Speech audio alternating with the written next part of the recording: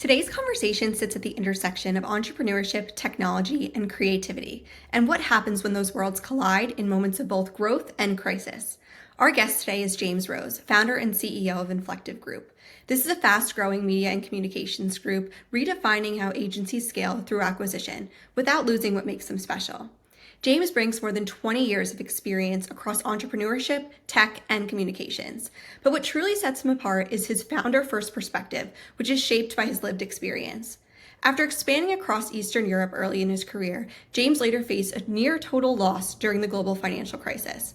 Instead of stepping away, he rebuilt, helping startups scale, leading high-growth tech ventures, and ultimately shifting into acquisitions. Those chapters gave him a rare, grounded understanding of risk, resilience, and reinvention, insights that now guide Inflectiv's mission, helping founders achieve high-value exits without losing control of what they've built. Today, we're exploring how mindset applies in a world that is increasingly shaped by AI, and why the human element still defines powerful marketing.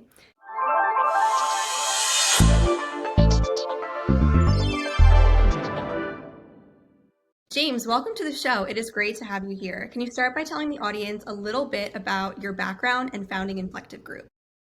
Yeah, sure. Thank you, Bex. Great to be on the podcast. Bit of a diverse background. I received a grant at university to set up my first business, which was actually a retail business in Bulgaria. So I ran that business for about 6 years, and we expanded from retail into property development and property brokerage, which was right before the financial crisis, which was interesting times for us.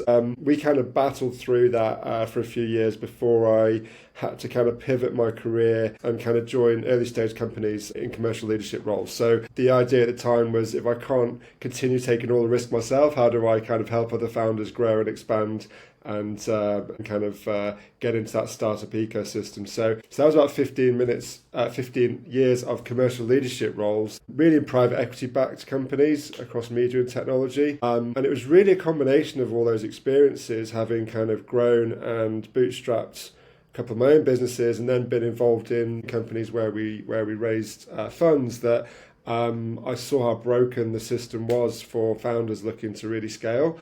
Particularly in the agency space, which is very fragmented. And so that kind of led me to Inflectiv, where now we back independent founder-led agencies through minority investments, and we have a group of agencies that's expanding, and yeah, I could talk about more details around that. But yeah, a bit of a roller coaster career, but it's all kind of come together with what we're focused on right now.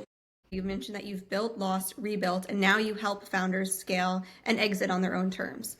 How have those experiences really shaped how you think about creativity? So not just as an output, but why is that important for someone that's a leader to have? And how has that helped shape what has defined real creative leadership today? Yeah, it's a really good question. I think leadership holds a lot of responsibility naturally, and you're thrown into times where you have to make the hard decisions. You have to get creative with ways to get through certain circumstances. So for us, coming into the financial crisis, all of our interests were related to overseas property development, brokerage, a time when money was contracting, you couldn't get a mortgage.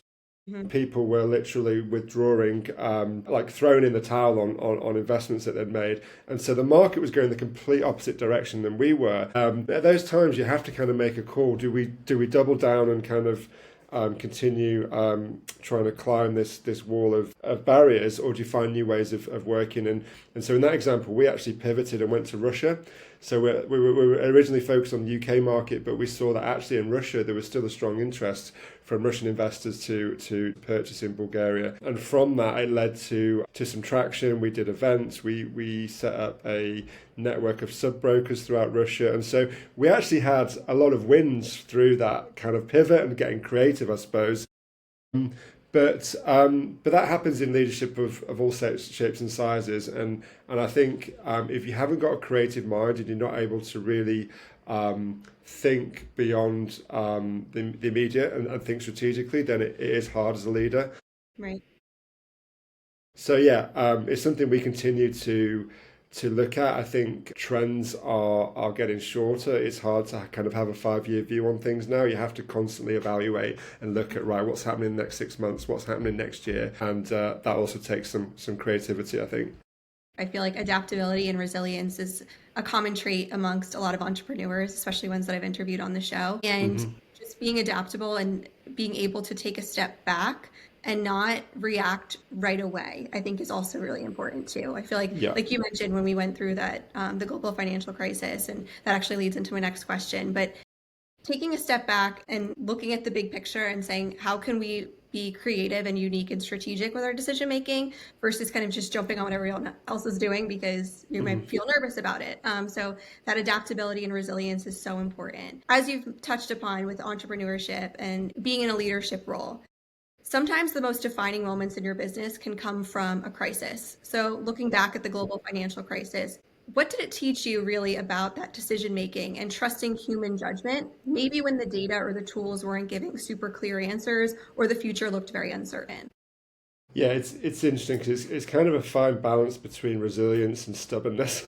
I think we'd at the time, we were quite young. We'd had 5 or 6 years where we thought like, this is easy, nothing's going to stop us. And I think that carried us through 2 to 3 years of struggle where, on reflection, the right thing to do was actually step back and think, maybe that was it. Maybe our time in the market is done. Maybe we shouldn't keep throwing good money after bad. And I think that's a lesson that you learn over time through going through those instances where, you just don't listen to people when you're young as well.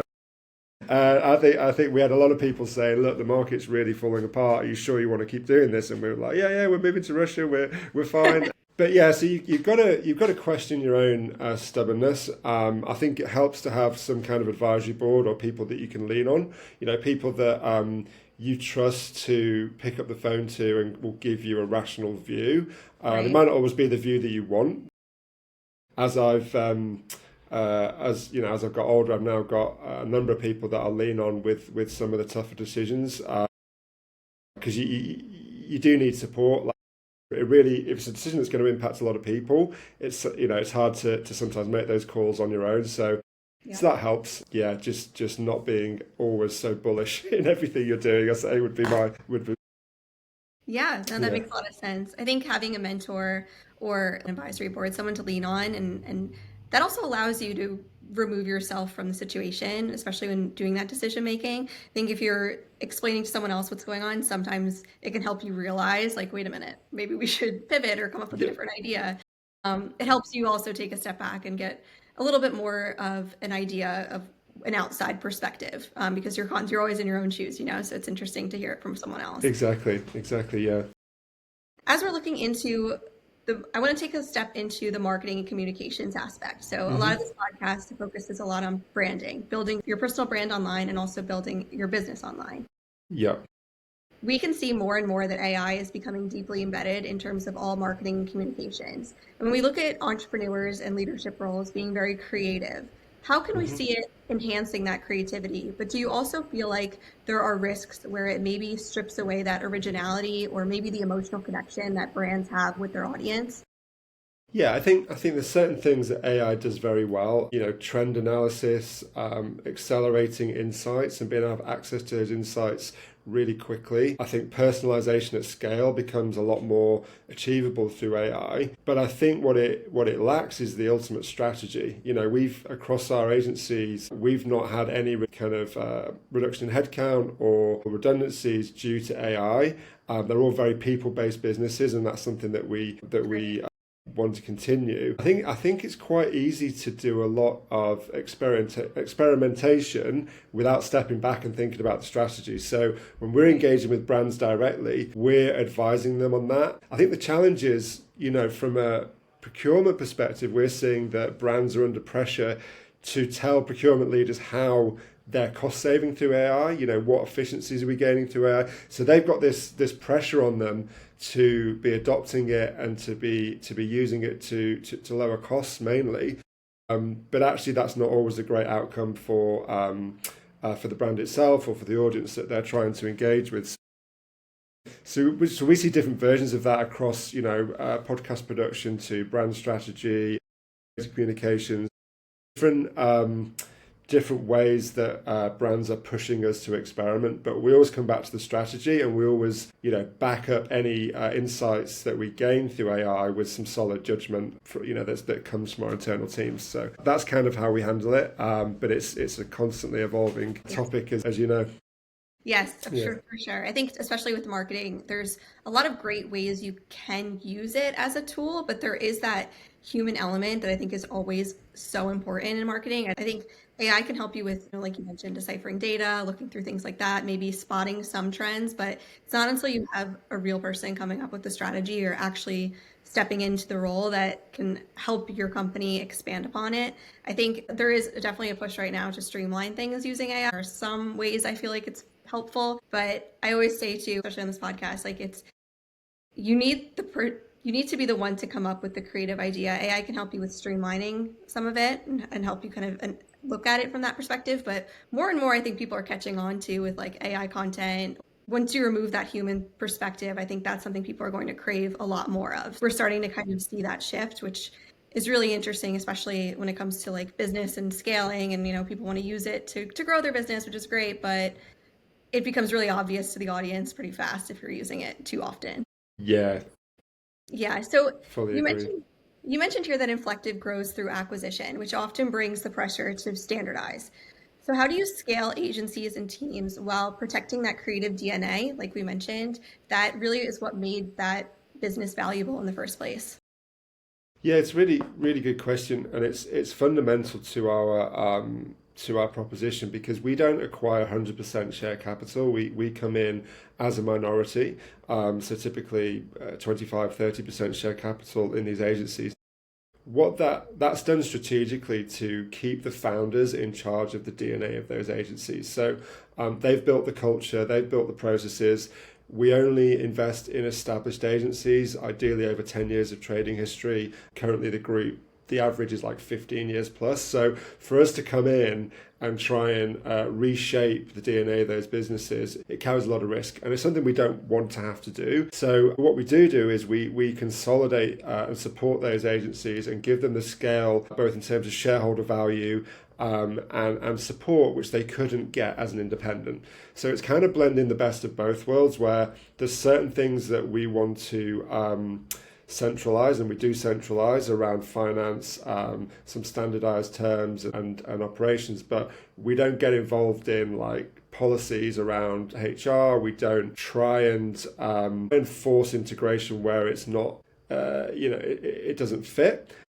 And that's kind of a difference to the traditional holding groups. And it was looking at those holding groups that when I see over the past 10 years and speak to founders who've either sold to a holding group or experienced that integration, it's often come with some resentment or some stories of, we lost half the team, or this happened to the CEO, they were stuck with the business for 3 years. And so we've tried to take all of those learnings and actually create a founder-friendly model where they're still in charge of their own destiny, but they get the extra value of us being invested as partners and the scale that the group brings. So yeah, it's a really tricky one, especially in agency land, as it's all about the people. So if you start interfering too much, it's a recipe for disaster.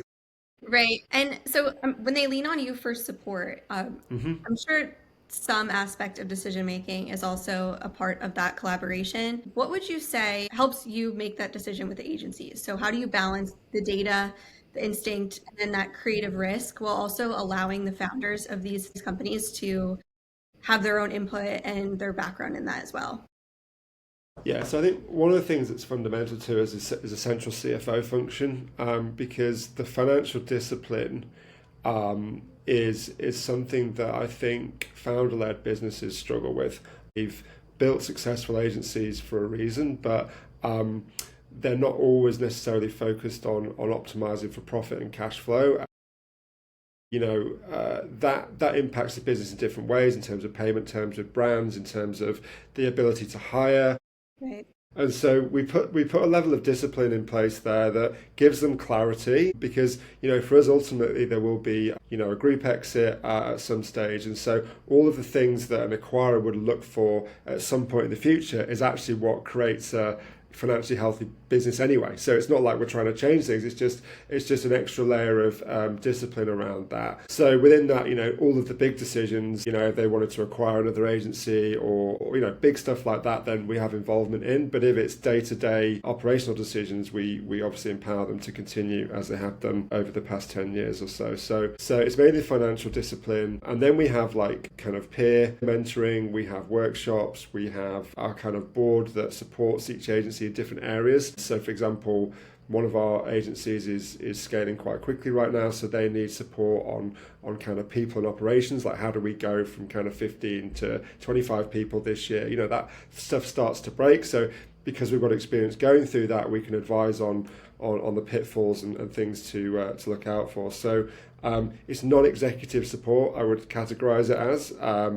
But on the flip side, what I've seen through the private equity model is that there's a lot more control that's implemented around number of board seats, and the mechanics behind share structures and things get a lot more onerous. So yeah, that's how we handle it.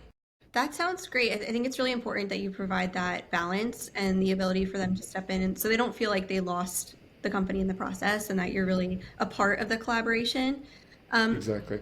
And what comes along with that, like looking forward, you have founders and creative leaders. Maybe they're navigating really fast growth right now, or there's always that constant change aspect. Has there been any big mistakes that you see them making, or is there an area that you think they should focus on instead? You mentioned like the financial aspect of things is something that seems to kind of take a back seat when it comes to these decisions. I think one thing agencies inherently struggle with is creating a commercial engine that is repeatable and scalable. A lot of agencies can get to a certain level of revenue and profit through a lot of referrals, through some goodwill, through just doing a really great job for years. Right. And so to expand beyond that, they often have to look internally and really understand, like, who are our most profitable customers? What verticals are they in? What locations are they in? How are we going to really define a new go-to-market plan? Because they've had different versions of that over the years, but as you know, terms are changing so quickly. One sector which used to be 80% of revenue 5 years ago may now not be a profitable sector for us, and there may be some more competition there. So we kind of do that go-to-market review, and that's always really insightful. And it gets a bit of pushback because, there's relationships with brands and there's things, but it's good to just internalize that and go, actually, maybe we should experiment in this space, or maybe we should leverage now the resources we had across the group to do a joint proposition. How do we combine podcast production with creative communications, for example? Like, those things become possible when you're in an ecosystem where there's shared value. And so, but yeah, the commercial engine is naturally an area that we like to help with, and just refresh things really, and start to look forward with some new insights. That sounds really helpful, especially for founders that maybe have, some background in it, but are looking for someone to kind of lean on, like we mentioned, the mentorship aspect, and to take a step back and say, okay, what can we do together? How can we come up with an idea that we're both mutually happy with? As we've noticed that AI has become more capable and more pervasive, what do you believe will ultimately define the most successful leaders and brands? Do you think the focus will be on smarter technology? As we've said, things are constantly adapting and changing, and to try to keep up with all of the algorithm changes or whatever the platform is that people are focusing on now, or where everyone's attention is? Or do you think stronger human judgment is more important? And how can leaders start building that and using it to their advantage now? Yeah, I think the word judgment is the key word to home in on here, because with judgment comes responsibility and accountability. AI can give you all of the hints of where you should be, decisions you should be making, but they're not going to be having the meeting with the staff, with your employee to fire them or to hire them, or to meet the CFO and say we've got a cash deficit. Right. They're like real responsibilities that humans are always going to carry. Yes. And I think we're in this dangerous trap right now where it's very easy to get complacent. These tools are so smart, like they've got all the data, and that's the way I should go. And they like to please you, don't they? Like when you're chatting on ChatGPT, it's like everything's positive. That's the best idea ever. Yes. Yeah, it's that's not the real world. So I think good judgment comes with comes through learning the hard lessons that your decisions count and they have repercussions. So I think as a leader, that's that's what you're there for. You're there to be the one who's in charge and who's going to be responsible for those decisions. So I think, how can leaders create better judgment? I think it's a case of gathering the data, but taking a step back and making sure that you're not being fooled by technology. You're just trying to do things quickly. As we said earlier, it's so easy to just rush on to the next task because you've got the answer, but you need to take a step back and look at the implications of that, I would say. That's great advice, especially in a more creative industry. I think you're balancing the data side of things, but you also have to really be creative in order to grow and to expand. And when you're looking at something like media, especially, people's attention, AI will tell you what they think they may want you to create or to share or to showcase. And that's not necessarily the case, or it's not necessarily going to translate for your audience. I think brands are starting to realize that when they're sharing content that was maybe created by AI, and it's just not really landing with people, and it's not really resonating. And I think we're seeing that too with social media, right? Like there's now platforms that are coming out that are AI content based, but then we also have platforms like Instagram and Facebook that's integrating AI into people are sharing it, but then you can't filter out what's AI and what's not. And I think, it's a really interesting time, especially for working in marketing, trying to navigate when to use AI and when not. I think finding that balance and ultimately leading with human judgment moving forward is what's going to be really important, and to separate leaders from the ones that really, like you said, kind of fall into that AI trap where everything is the best idea ever. Yeah. Kind of what ends up happening. If you're in ChatGPT for a while and you're like, hey, does this make sense? It typically always makes sense to them. So. Yeah. It's always a yes. Something to keep in mind. If anybody's interested in learning more about Inflectiv Group, where can they find you? And I'll also add any links in the show notes.